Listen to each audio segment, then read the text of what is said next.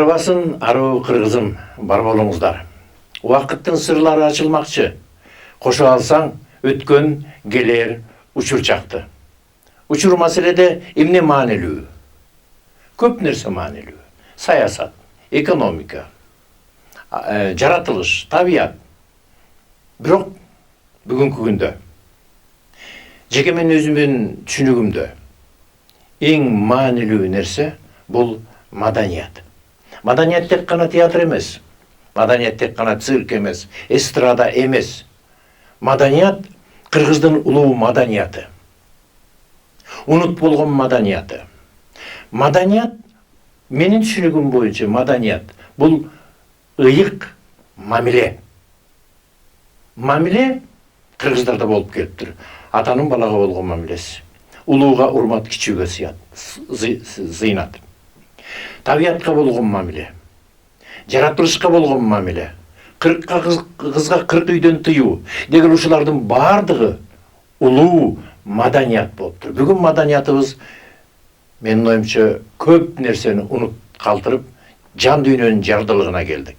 Ошол улуу маданиятты ата-бабалардан келген биздин макал лакаптардын бардыгында өтө чоң улуу маданият бар. Ошолордун баарын бүгүнкү күндө алганыбызда мамлекеттик деңгээлде колдоо болгонунда саясатта маданият болмок. Өндүрүштө маданият болмок. Адам менен адамдын ортосунда ыйык мамилени түшүнгөн улуу маданият болмок деген оюм.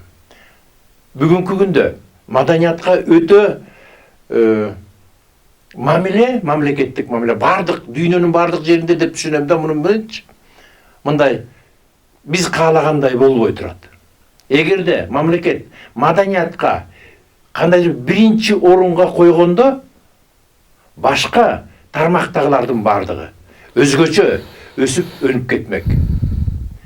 Бул жеке менин өзүмдүн оюм. Мына ошонун тегерегинде бүгүн бизде мейманда баарыңыздарга белгилүү, Кыргызстанга эмес, коршуна мамлекеттерге белгилүү, чет мамлекеттерге белгилүү кино режиссер, продюсер, драматург, сценарист, театр режиссеру, өзүнүн кино искусствосуна окуткан өнөр жайы, окуу жайы бар. Темир Бирназаров мырза бизде мейманда. Анда эмес куш келипсиң, Демке. Рахмат. Мына ушул маданияттын тегерегинде кеп кылсак деп атайын, сени чакырдык биринчиден келип бергениңе чоң ыраазычылык. Себеби дегенде маданияттын кайсы тармагы болбосун, ошого өзүңдүн тиешең бар экенин көрүп келебиз, окуп келебиз, угуп келебиз. Өзүңдүн жазгандарыңдан, өзүңдүн массалык маалымат каражаттарына берген интервьюларыңдан ошолордун баарын мындай угуп келебиз дагы. Ошого бүгүнкү күндө сени менен сүйлөшө турган маданият темасы. Дегеле жалпы маданият, тил маданияты болобу, саясат маданияты болобу, башка маданияттар болобу, ошонун маданияттын башында турган, жана башта айткандай улуу маданият, кыргыздын улуу маданият. Бүгүнкү күндө маданияттын, жалпы маданияттын чыгармачылык, кино искусствосунда, театр искусствосунда, адабият искусствосунда, музыка жагында дегеле жалпы жонунан мындан 30 жыл мурунку маданиятка салыштырмалуу деп айтайын. Бүгүн абалы кандай? Эми бул суроого өзүңүз башында жакшы бир мындай анализ жүргүзүп айтып койдуңуз. Сизден кийин айтыш деле кыйын го. Бирок эми мен аракет кылып көрөйүн. Негизи маданият мына улуттук маданият деп айтабыз, бир мамлекеттин маданияты дейбиз. Мисалы мамлекеттин маданияты, анын ичинде шаардын маданияты дейбиз, айылдын маданияты дейбиз, өзүңүз айтып кеткендей саясатчылардын маданияты, өндүрүшчүлөрдүн маданияты, мугалимдердин маданият деп айтабыз. Анда этикасын басып турган коомдун маданияты деп айтабыз да. Анан мына бизде акыркы 20-30 жылдын ичинде маданиятка такыр мындай көңүл бурулбады. Такыр эле болбой калганда бул тилекке каршы бул ошол көрүлбөй калган бул маданиятты негизи бул рухий жан дүйнөнүн мындай кандай болушун калыптанышын адамдын коомдогу калыптанышын коомдогу инсандын калыптанышына аябай чоң мындай роль аткарат деп айтсам болот да. Тилекке каршы бизде мындай болуп калды да, спорт маданияты бар биздечи. Спортко аябай мындай маани берип келе атабыз да. Көпчүлүк алар жана меценаттардын жардамы менен. Мындан былтыр жазында бир 5-каналга интервью бердим эле да. Ошол жерде как раз ошол убакта Сооронбай Жээгинбеков ошол убакта биздин Валентина Шевченко ошол бир жеңишке жетип ошол кызыбызды телефон чалып куттуктап мындай жакшы кылды да.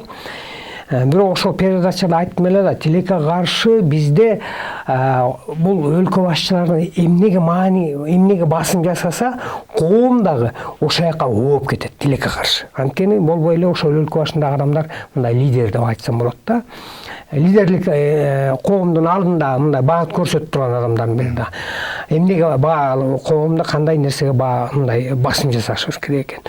Ошондо мен интервью айтып атканда айттым эле да, тилекке каршы бизде бүт ошол баягы кара күчтүн мындай өкүлдөрүнө басым жасап, ошолорду куттуктап, тилекке каршы бизде бир да жазуучуга же болбосо врачка же болбосо илимпозго же болбосо бир режиссерго, ошол адамдын рухий жан дүйнөсүн байыта турган адамдарга же болбосо бир мындай акындарга өзү телефон чалып куттуктаган болгон эмес. Учурун көрдүңүз, болгон эмес. Мына бул биздин өлкө башчыларынын келип ошол басым жасаган, ошолордун баалуулугун, ошолордун жан дүйнөсүн, ошолордун акыл көрөнгөсүн, интеллектуалдык деңгээлин көргөзүп коет да. Булардын эмнеге басым жасаганынан алардын билген ошолордун образын көрүп коебуз да. Быйылкы келип мени кубандырган нерсеси, бул туура түшүнсүн көрүүчүлөр, келип Садыр Жапаров ушул биринчи указы коомдогу адамдардын адеп ахлагын, рухий жан дүйнөсүн байытуу жөнүндө указ чыгарды. Мен ошо абдан эме болдум да, аябай мындай кубандым да. Анткени коом болбой эле ошол маданият калыптайт да, коомду рухий жан дүйнөсүн ошого басым жасашыбыз керек да. Болбосо бизде бандиттер, коррупционерлер, такыр баягы кандай десем, дененин, кекиртектин, ашказандын кулдары мындай өсө берет да тилекке каршы. Анан бизде ошол маданияттын ролун сиз айтып атпайсыз, бизде өтө төмөн, өтө эме болуп калды да. Өз алдынча маданияттын кызматкерлери, маданият өнүгүп атат. Бирок ошого мамлекеттик деңгээлде мындай бир көңүл буруу болбой калды да. Мен өзүмдүн эле жеке өзүмдүн тармагымды айтайын, кинону айтып коеюн да. Мына мен азыр башкы редактор болуп иштеп атам да киностудияда. Тандалган ошол тартылган кинолордун баары тең туш келди болчу да. Негизи биз Кыргыз фильм киностудиясы, КТР дейбизби, баары тең улуттук идеологияны, улуттун жүзүн, улуттун калыптанып, карманып туруусун, ошону мындай ошонун өзөгү болуп туруш керек да. Бирок биз андай вазипаны аткарбай калганбыз да тилекке каршы. Өкүнүчтүүсү бүгүнкү күндө таза идеологиябыз деле жок да бүгүнчү. Кармана турган идеологиябыз жок болуп атпайбы? Конституциянын баардыгы батыштын конституциясы болсо, эмнени карманабыз? Кайсыл идеологияны?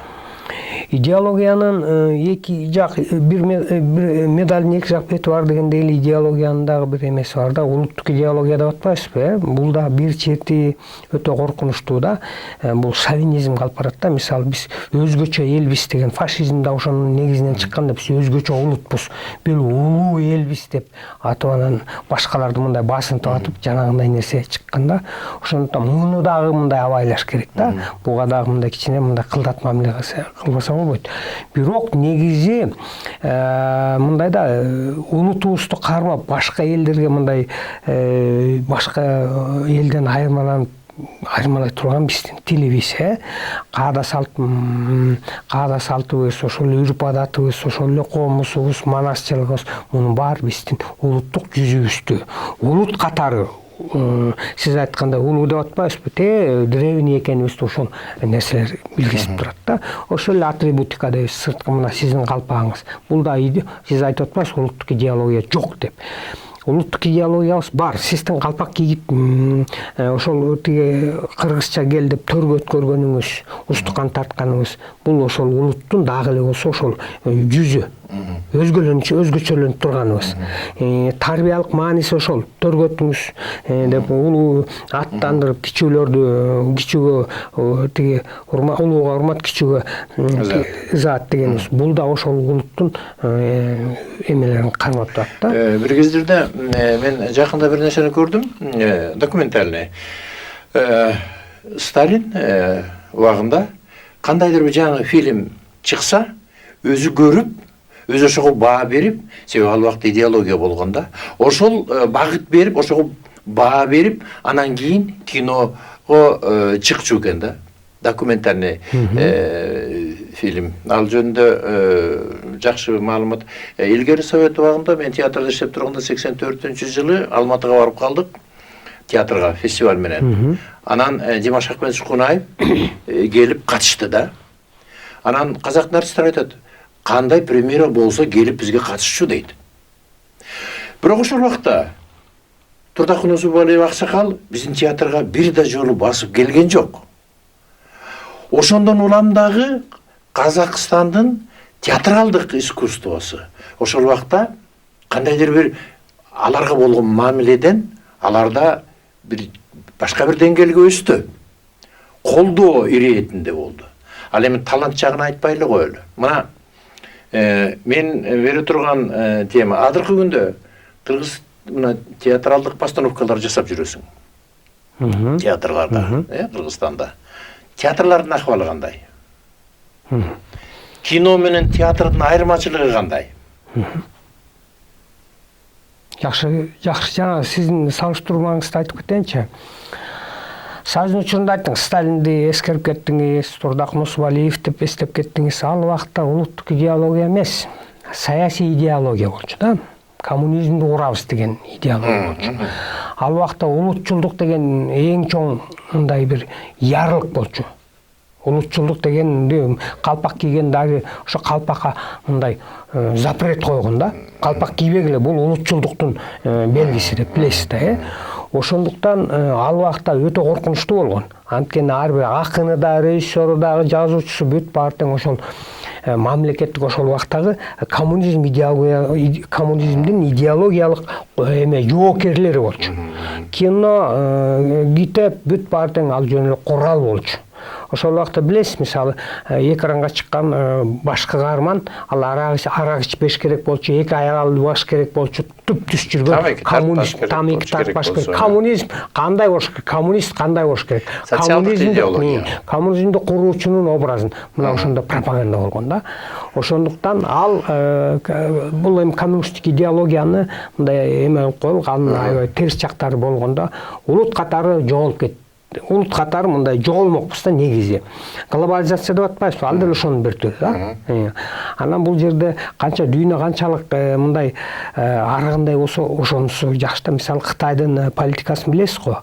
Кытайда мисалы 70-тен ашык улут бар. Бирок ар бир улутка өзүнүн тилинде сабак берип, өзүнүн тилинде окутканга, өзлөрүнүн баягы каада салттын арк наслин сактап туруш үчүн кадимкидей мамлекет колдоо көргөзүп, фестиваль өткөрүп турат.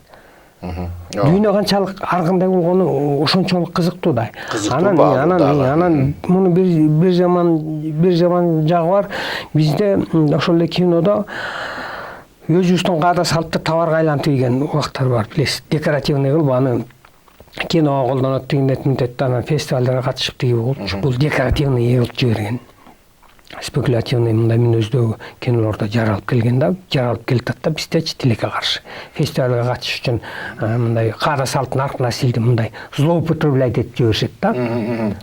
Себеби ал батышка кызыгыраак, батыштын талабына ылайык дегендей. Алар баягы кыргыздар кантип көбөйөт, кантип өлөт, канткенде кандай каада салт ушуга кызыгышат да. терең мындай терең философиялык маанилүү кинолорго мындай кичине көп. Ошону менен катар кыргыздын Анан сиз айтып кеттиңиз жана театр менен кинодогу маданияттын эмесин айтып кетпедиңизби?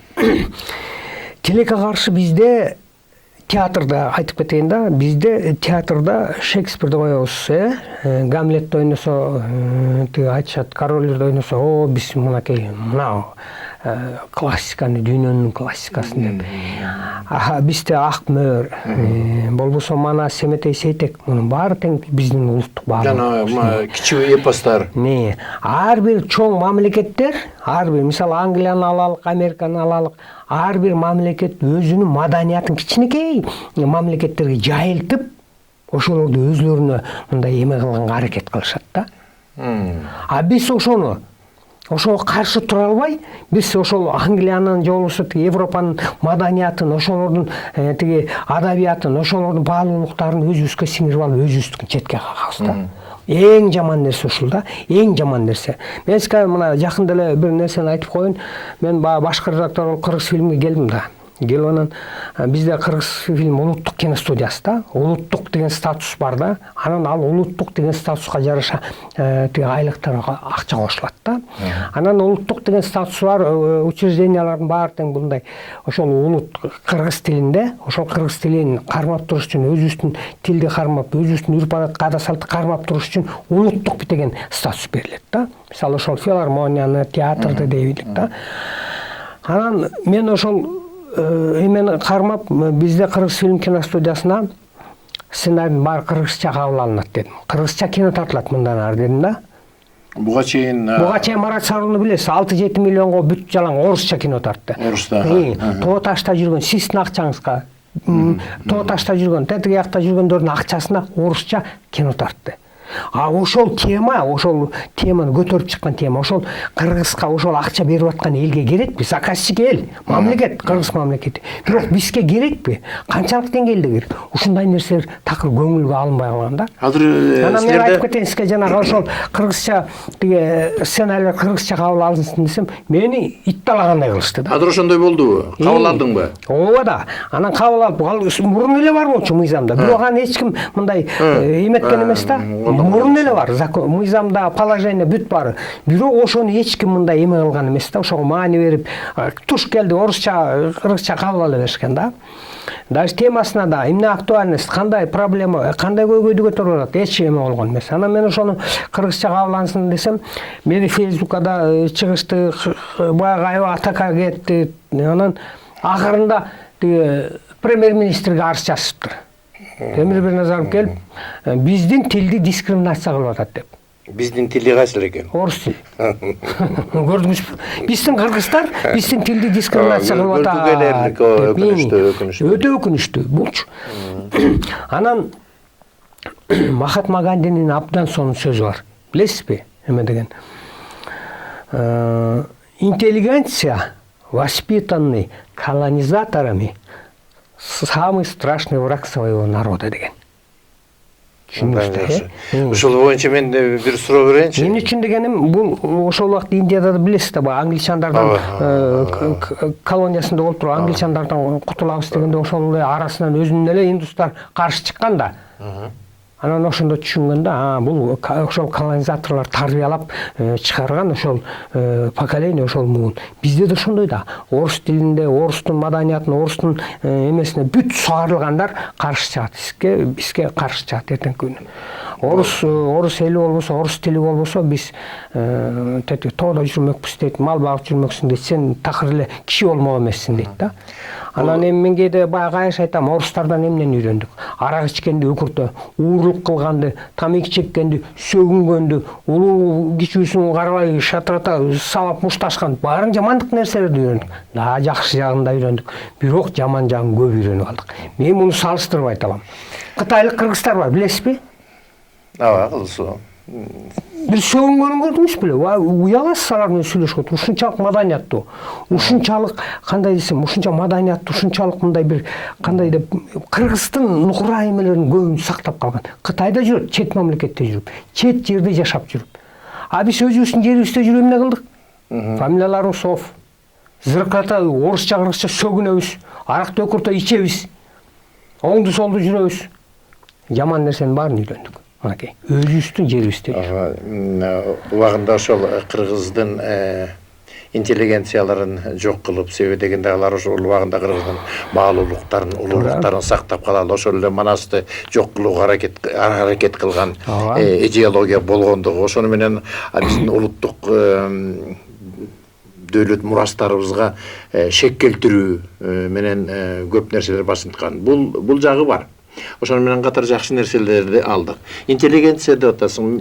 Интеллигенция бардык доорлордо, бардык мамлекеттерде кандайдыр бир локомотив сыяктуу, жаңылануунун алдында жүргөн авангард сыяктуу жүргөн дайыма интеллигенция. Ойлору менен, багыт берүү менен, жол берүү менен. Бүгүнкү күндө Кыргызстанда интеллигенциянын орду канчалык? Биринчи очередде интеллигенция деген кимдер ошону эметип алсак да, талкуулап алсак да, азыркы учурда интеллигенция деп көбүнчө эмелерди мугалимдерди айтабыз, маданият кызматкерлерин айтабыз. Көбүнчө ушундай интеллигенция. Жазуучулар. Эмне үчүн дегенде интеллект деп, акыл ою, ушул рухий дүйнөсүн көп. Бирок тилекке каршы азыр мындай да бизде кинону эле алалык, театрды эле алалык да. Кинобуз эки нерсеге бөлүнүп калды мына. Мурун ошол жана идеологиялык курал болуп келсе, ошол убакта акындарды, жазуучуларды кино деле, театр деле. Азыр товарга айланды, туурабы?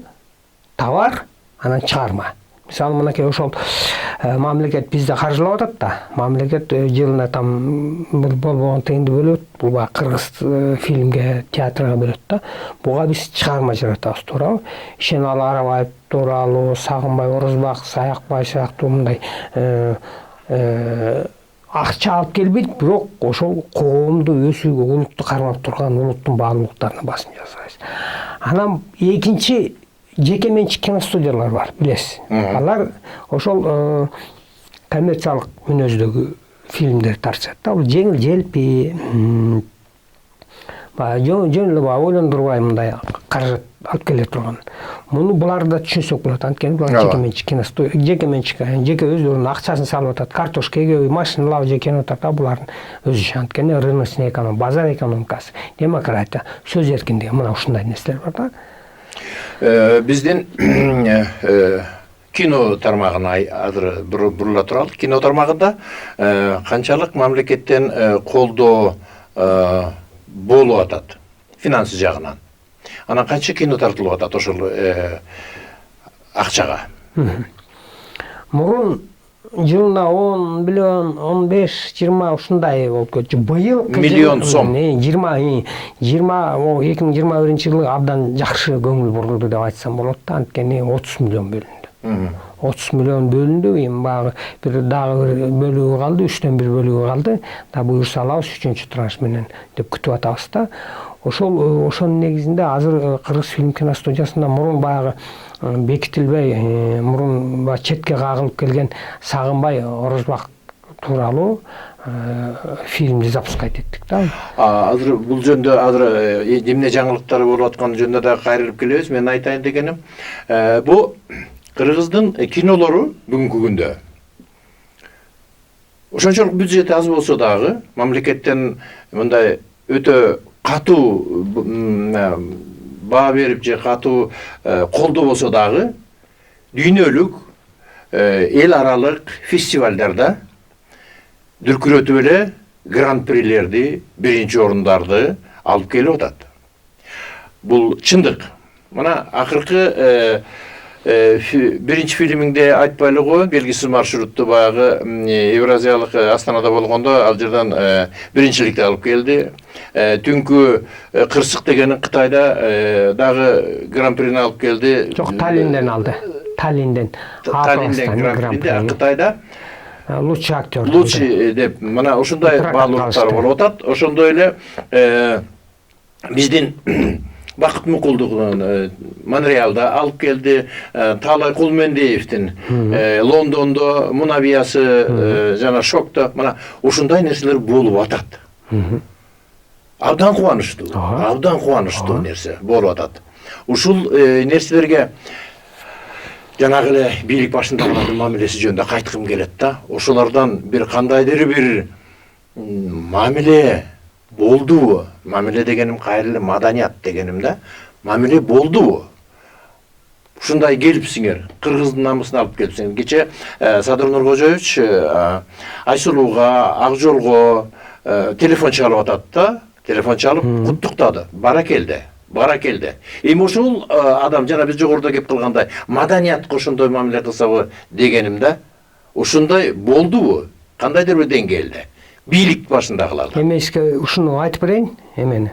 Ушун жакшы эми бул канчалык деңгээлде жетеби, жетпеби билбейм, менин айтып атканымда. Мен Түнкү Кырсык Таллин кинофестивалында, А класстагы кинофестивалда гран-прини алды да. Бул кыргыз киносунун 80 жылдык тарыхында эң биринчи жолу болду. Эң биринчи жолу болду да. Эң чоң сыйлык. Мага чейин кимдин Төлөм Шокеевдин Күмүш айыбы болчу Берлинде. Берлинарий. Күмүш айыбы, андан кийин Алтын анын гран-при да. Меники гран-прини алды да. Эң жогорку деңгээлде азыр. Баракелде. Ошону алганда Сапар Исаков кабыл алды да. Кабыл алганда мындай алкыш деген мындай бир эмени берди да. Анан айтты да, ушу кыргыз киносун буюрса илгеркидей кылып мындай элге таанытабыз депчи. Кызык, Союздун учурунда андай азыркыдай таанылган эмес. Кыргыз киносу азыркы учурдагыдай таанылган эмес. Кыргыз керемети болгондо. Анан муну айтып аткандар мындай болуп атат да. Булар сиз айткандай жанагындай булардын маани бергени ошол жанагы спорт да. Эми алар аны жеңил түшүнөт, анткени ал түшүнүп да кереги жок, ой мен иштеп да кереги жок, жөн эле карап отуруш керек, кимди көтөрүп чапты, кимди эме кылды депчи. То есть буга интеллектуалдык деңгээлдин, акыл эстин, акылдын, билимдин деле кереги жок да, мындай көз менен көрөсүң. Ал эми чыгармага мындай ойлонуш керек, кичине баягы мындай мен иштетиш керек деп атам да. Муну түшүнүш кыйын да. Аны түшүнүш үчүн ошол чыгармачыл адамдардын деңгээлине, ошолордун деңгээлине өсүп жетиш керек да. Рухий дүйнөсү дейбизби, же билими, же ой жүгүртүүбү, ошондо гана баалай билет. Ошондо гана баалайт да ошол чыгармачыл адамдарды, окумуштууларды, же болбосо жазуучуларды, же болбосо композиторлорду. Түшүнүп атасыз да? Ошондо гана баалай билет. А бизде андай эми жана айтып кетпедимби? Эми баягы тилекке каршы мындай бир жакка карай ооп кеттик да, спортто карайчы. Эмне үчүн бизде мына илим-посттор жок? Эмне үчүн ойлоп табуучулар жок? Жок эмес, бар. Бирок ошолорду көтөрмөлөп, ошолорду мындай колдоп тура турган жетекчилер жок болуп атпайбы тилекке каршы? Жетекчилер такыр башка жака акцент жасайт да. Ал эми мына вот мисалы бизде водород кылып баягы сууну күйгүзгөндөр бар. Окумуштуулар, жакшы окумуштуулар бар. Бир жолу бир бизнесмен досумдун эмесине келип туруп, бир 2 жаш бала келип туруп да, жана мондай эмелерди алып келип туруп. Кичинекей брекеттерди алып келип туруп да. Составында көмүр бар экен, дагы бир эмелер бар экен, айтпай койду, химиялык составын айтпай койду. Укмуш күйөт экен да. Ошо кичинекей брекет 3-4 саат күйөт экен да. Ушундай чыгарат элек да, анан аябай чоң акча кетет экен да. Бирок ошолорду эми айтып көрдүм менчи, мамлекет мындай кайрылып, мамлекет карабай койду дейт мынча.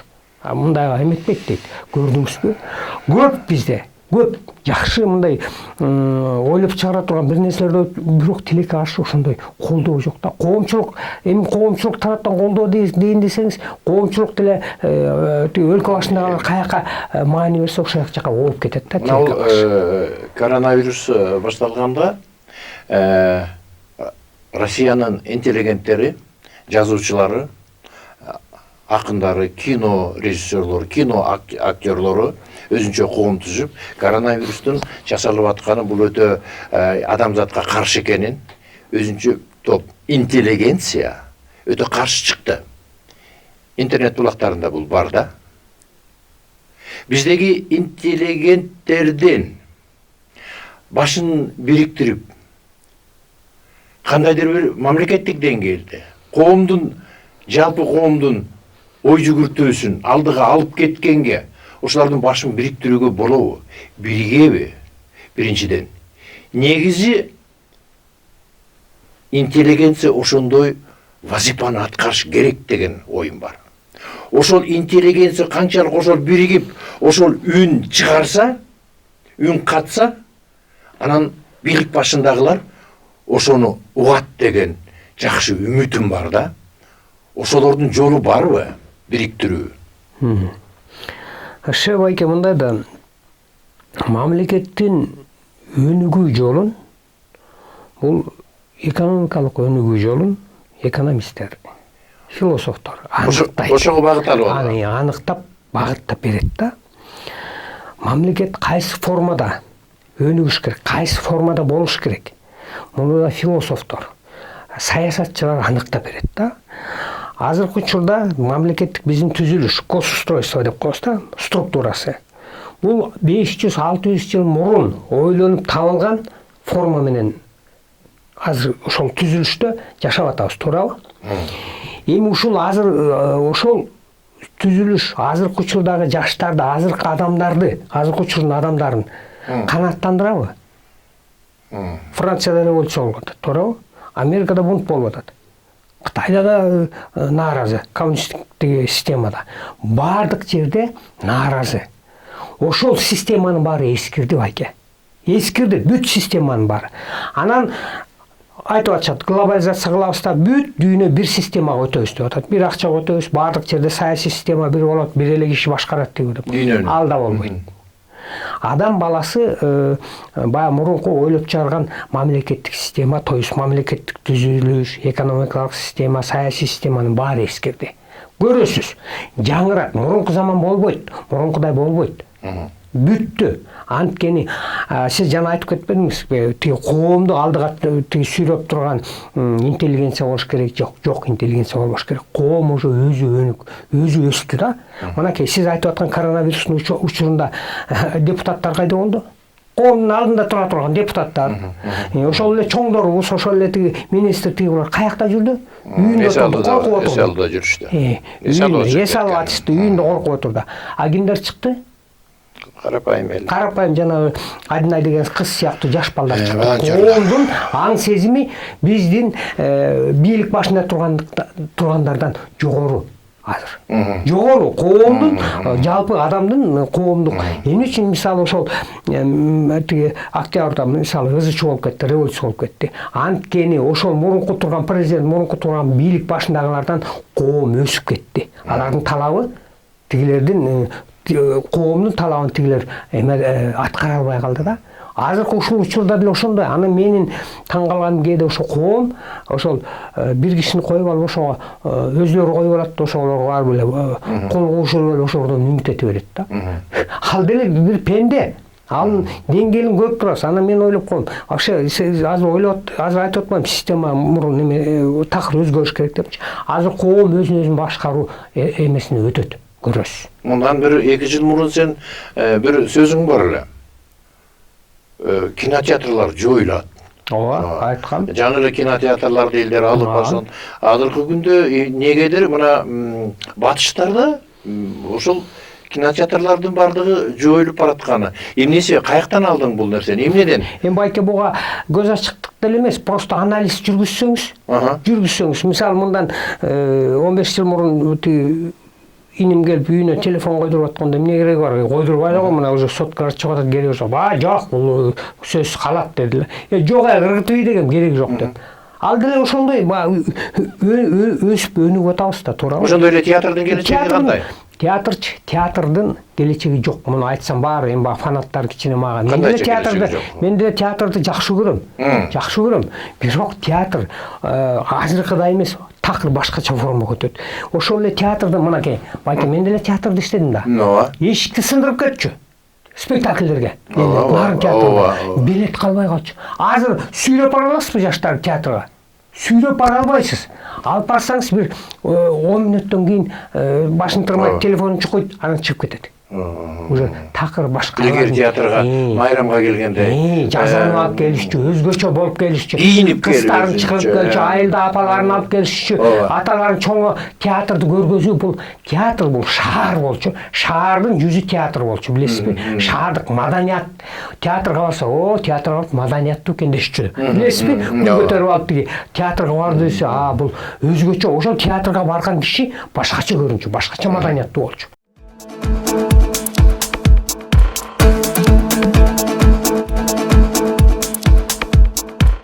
Маданият министрлиги бүгүнкү күндө мен жеке оюмда ошого кандай кошуласың кошулбайсыңбы? Негизи Дөвлөт мурас Маданият министрлиги деп айтылыш керекпи дейм да. Кыргыздын дөвлөт мурастарын. Унут болгон кыргыздын эле баягы өзөгүн. Ошол эле үрп адат. Бул чоң маданият. Каада салт. Бул чоң маданият. Жана жогоруда айтканда макал лакаптарынын бардыгын чечмелеп отурганда, ошол макал лакаптардын гана шарында жүргөндө бул өтө чоң маданият да, өтө улуу маданият. Негедир ошондой болуш керек деген оюма кетет да. Бүгүнкү күндө Маданият министрлигинин орду канчалык? Театрлар өзүнчө мамлекеттен акча алган эле болбосо, цирк, филармония, Маданият министрлигинин акча алганы болбосо эле, булар өз алдынча эле оокат кылып атышат. Маданият министрлигинен баягындай цензор деген жок. Эстрадада болобу, театрда болобу, бул спектакль жарайт, бул ыр жарайт, бул постановка жарайт, жарабайт дегендер бар, токтоп калды. Баягыдай жок. Бүгүнкүдө Маданият министрлигинин орду канчалык? Сиз эми алба жана аталышын айтып кеттиңиз да. Мисалы көп нерселердин баягы аталышына деле көп эмес го, байланбайт го. Мисалы бизде саламаттык сактоо министрлиги дейбиз да, туурабы? Негизи туура аталышы ден соолук министрлиги болуш керек. Туурабы? Саламаттык деген бул эми салам алейкум деген сөз, бул сизге тынчтык каалайм деген эле сөздөн чыгат. Саламаттыкты сактоо. Саламаттыкты сактоо министрлиги. Ден соолук. Ден соолук министрлиги бул кыргызча, нукурак таза кыргызча так берет. Ден соолугубузду сактоо министрлиги деген сыяктуу. Маданият министрлиги бул эми сиз айттыңыз жана каада салттын арт насил депчи, ошонун эле ичине кирсин. Анткени каада салттын арт насил бул жеке эле маданият эмес, бул жеке ошол элдин менталитетин, элдин дүйнөгө болгон көз карашын чагылдырып турат. Жана сиз айтып аткан тиги макал лакаптарыбыз бул эми баягы кыргыздын философиялык ой жүгүртүүсү, дүйнөгө көз карашынын тыянагы деп айтсак болот, ошонун жыйынтыгы, тыянагы. Анан бул ошол менин оюмча Маданият министрлиги ушундай эле турганы керек. Маданият министрлиги негизи жана азыр мамлекеттик секретарь деп эме кылып атыкпы? Бул жана улуттук идеологиянын аныктап туруш керек да. Улуттук идеология дегенде биз өзгөчө эле эмес, просто жөн эле биздин өзүбүзгө улутка тиешелүү каада салттын арт насил, маданият, ошол нерселерди кармап туруу. Ошону кармап, ошону коомго, өзүбүздүн коомго жайылтып, улут катары улуттук жүзүбүздү сактап турушубуз керек да. Жайылтуу. Ошонун тегерегинде идеология пайда болот. Анан мен муну билесизби, 2005-2004 жылы дейм, Досбол Нурулу мамлекеттик секретарь болуп турду да. Ошондо режиссерлорду кабыл алган. Кыргыз фильмдеринен режиссерлорду кабыл алгандан эң акырында мага жакшы режиссер деп сөз бергенде ошондо айттым эле да. Ошондо кыргыз киносунан 50-нү тандап туруп мектеп программасына кирип койсок, кыргыздын арт насилин, каада салтын бүт баарын камтыган кинодон 50-нү мектеп программасына кирип койсок, жаштарына эмесине ылайыктап туруп, ошондо мектеп жашынан баштап биз кыргыздарды тарбиялайбыз депчи. Ал бир класста орус отурат, чечен отурат, татар отурат, дунган отурат. Кийин ошонун баардыгы Чокморов ким экенин билип чыгат, Айтматов ким экенин, каада салттын арт насил баарына сугарып чыгат. Туурабы? Сонун идея экен деген. Ошол менин идеямды улам жылда түртөм ошентип отуруп 5-6 жыл мен айткандан 6 жылдан кийин Россия 100 киносун мектеп программасына кирип койду да. 100 мыкты киносун. Биздики ошондон бери келатат. Анан мен муну Каныбек айттым Иманалиевке, анан Садык айттым, депутат өкмөттөн. Анан жазып бериңиздер, жазып бердим. Кийин Садык келди, биринчи чтениядан өттү, биринчи окуудан. Эми буюрса комитеттен өттү, бекитилет. Жок, ошо боюнча жок. Анан кийин премьер-министрге жаздым. Ушундай кирип койсоңор жакшы болот десем, ошол кат кийин жүрүп отуруп 2 жылдан өзүмө келди. Ушуну өзүңүз колго алыңыз депчи. кантип койгон эми биздин мамлекеттин иштегенин көрдүңүзбү?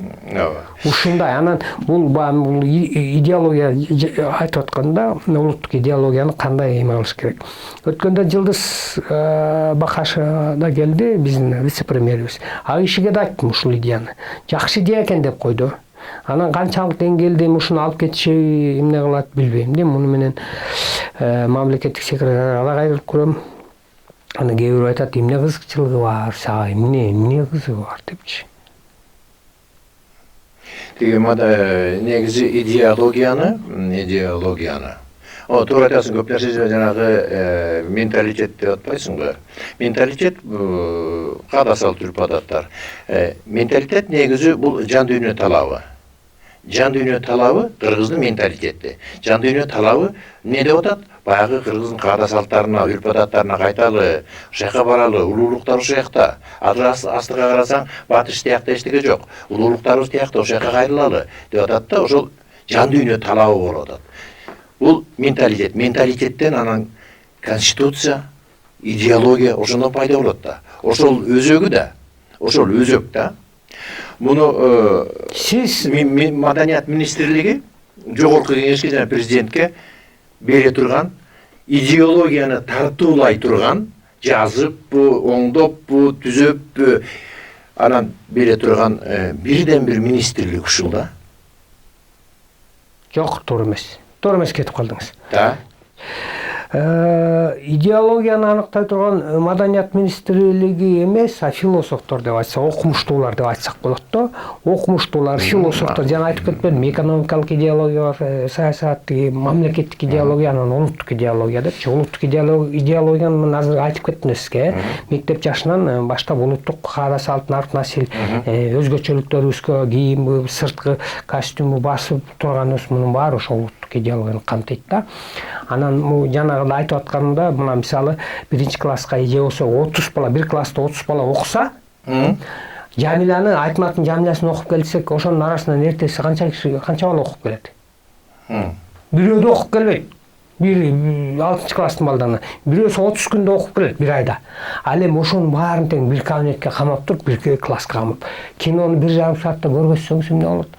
Алар Жамиляны да тааныйт, Чокморовду да тааныйт, Океевди да тааныйт, Кыргыздын каада салтын, жерин бүт баарын тең 1,5 сааттын ичинде 60-70 кишини Жамиляны таанып коесуз, туура? Кандай форма бул? Сонун формасы да. Китеп окубай калды. Мына ушундай нерсеге өтүшүбүз керек. Анан зордоп эле баягы китеп оку дей беребиз да. Да, китеп жакшы, баягы токтотуп коюп, ой жүгүртөсүн тигүү деген сыяктуу. Бирок ал нерсе өтүп атат. Технология, гипертехнология бүт өзгөрүлүп атат. Адам өзгөрүлүп атат, ой жүгүртүүсү өзгөрүлүп атат деген сыяктуу. Эми жакшырып деле кетти деп айта албайм, анткени бир чети баягы адам өзүн жоготуунун үстүнө эме болгон, и духовный жактан, и физический жактан эмнени гана ойлоп чыгарган жок, туурабы? Адам бири-бирин жоготуунун, өзүн жоготуунун жолуна түшүп алды да. Кыргыз фильминин башкы редактору болуп азыр кызмат өтүп атасың. Быйылкы жылы кайсыл фильмдер ошол талкуудан көркөм совет